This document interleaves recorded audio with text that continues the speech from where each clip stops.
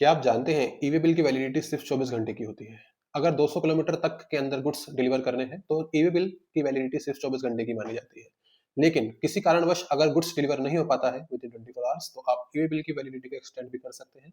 किन किन सिनेरियो में ईवी बिल एक्सटेंड होता है कब नहीं हो सकता है, कितना टाइम पीरियड गवर्नमेंट ने आपको दिया हुआ है, वो आज की वीडियो में हम समझेंगे।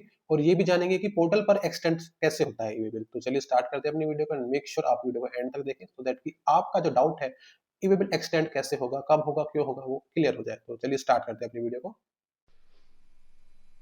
तो सबसे पहले क्लैरिटी ले लेते हैं कि ईवी बिल किन किन सर्कमस्टांसेस में एक्सटेंड हो सकता है। हर किसी सर्कमस्टांसेस में आप ईवी बिल को एक्सटेंड नहीं कर सकते हैं। कुछ स्पेसिफिक सर्कमस्टांसेस हैं उसमें ही आप ईवी बिल को एक्सटेंड कर सकते हैं। पहली सर्कमस्टांसेस जैसे कि आपका व्हीकल का एक्सीडेंट हो जाता है या व्हीकल का ब्रेकडाउन, व्हीकल टूट गया या व्हीकल में टायर पंक्चर हो गया एक्सेट्रा, तो आप ईवी बिल को एक्सटेंड कर सकते हैं। कोई नेचुरल क्लैमिटी आ गई, जैसे बारिश ज़्यादा हो गई है या कोई फ्लड आ गया है, उसकी वजह से आप विद इन 24 आवर्स गुड्स को डिलीवर नहीं कर पाए हैं, तो भी आपका ईवी बिल एक्सटेंड हो सकता है। लो एंड ऑर्डर इशू हो गया कुछ ट्रांजिट पर, आप कानून की कुछ ऐसी या आपके रिस्पेक्टिव डिस्ट्रिक्ट में कुछ ऐसा लो एंड ऑर्डर का ऑर्डर पास हुआ है कि आप गुड्स को या अपने मूवमेंट को जारी नहीं रख सकते, तो भी आप ईवी बिल एक्सटेंड कर सकते हैं। कुछ एक्सीडेंट हो जाता है आपके कन्वेंस का, या ट्रांसशिपमेंट डिले, यानी कि ट्रांसशिपमेंट होता है बेसिकली आप एक व्हीकल से दूसरे व्हीकल में आप लेकर जा रहे हो तो उसमें कुछ डिले हो गया एक्सेट्रा, तो आप इन 5 सिनेरियो में अपने गुड्स को, अपने ईवी बिल को एक्सटेंड कर सकते हैं, ईवी बिल की वैलिडिटी एक्सटेंड कर सकते हैं। इनके अलावा भी और सिनेरियो हो सकते हैं जिनमें आप ईवी बिल को एक्सटेंड कर सकते हैं, लेकिन मेजरली यही देखे गए हैं जिनमें आप ईवी बिल को एक्सटेंड कर सकते हैं प्रैक्टिकली। कौन एक्सटेंड कर सकता है? जिसने ईवी बिल बनाया है वो कर सकता है, या ट्रांसपोर्टर भी कर सकता है जो पार्ट भी फिल कर रहा होता है। अब वैलिडिटी एक्सटेंशन का टाइम लिमिट क्या है, थोड़ा इसको समझते हैं, ये थोड़ा इंपॉर्टेंट टॉपिक है। With in 8 hours from the time limit of its expiry. मान लीजिए आपने जो ईवी बिल बनाया है वो 24 आवर्स में एक्सपायर हो जाता है। यानी फॉर एग्जाम्पल दोपहर को आपने 3 बजे ईवी बिल बनाया 24 जनवरी को, 25 जनवरी दोपहर 3 बजे वो ईवी बिल 24 घंटे में एक्सपायर हो जाएगा, यानी कि 24 घंटे उसको कंप्लीट हो चुके हैं। तो जब 25 जनवरी 3 बजे, उसके बाद आप एक्सटेंड कर सकते हैं 8 घंटे के अंदर अंदर, यानी कि 3 बजे से 25 जनवरी 3 बजे से आप 8 घंटे ऐड कर लीजिए आगे के, तब तक आप ईवी बिल को एक्सटेंड कर सकते हैं। नॉट बियॉन्ड दैट, उसके बाद नहीं कर पाएंगे। एग्जाम्पल थोड़ा सा मैं समझा देता हूँ यहाँ पे आपको। मान लीजिए ईवी बिल की वैलिडिटी है till midnight of 30 January, then user could extend till 8 AM of 30 January 2026। मतलब मैं आपको एग्जांपल के तौर पे मैंने यहाँ पर डाल दिया रिटर्न में, मैं समझा दिया आपको 25 जनवरी वाले एग्जांपल पे। तो अब एक बार ये भी समझ लेते हैं कि पोर्टल पे कैसे एक्सटेंड होता है अपना ईवी बिल। थ्योरी मैंने आपको बता दी है कि 8 घंटे के अंदर करना होता है, कौन कर सकता है, किन किन सिनेरियो में एक्सटेंड हो सकता है। तो चलिए पोर्टल पे थोड़ा समझ लेते हैं, थोड़ा ईजी हो जाएगा, प्रैक्टिकल अप्रोच भी समझ में आएगी।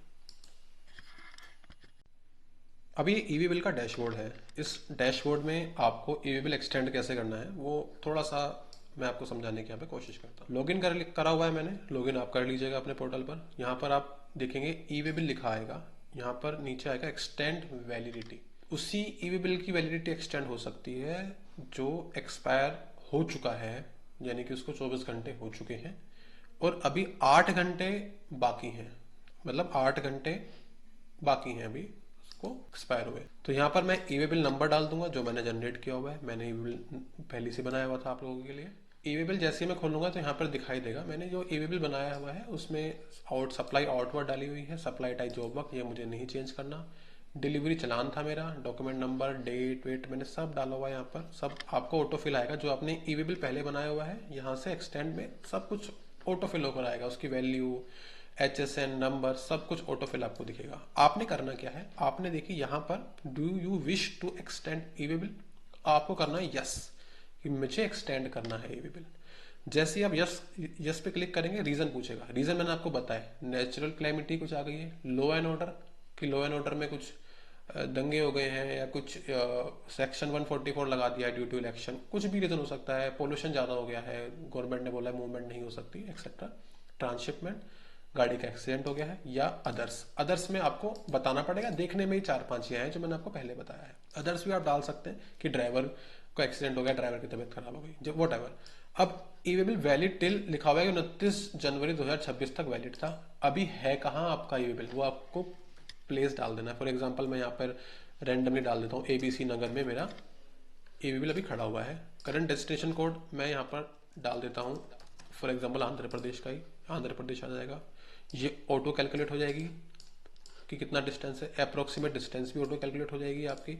आपने बताना है गुड्स अभी ट्रांजिट में है या मूवमेंट में है, तो आप मूवमेंट सेलेक्ट कर लीजिए कि गुड्स अभी चल रहा है।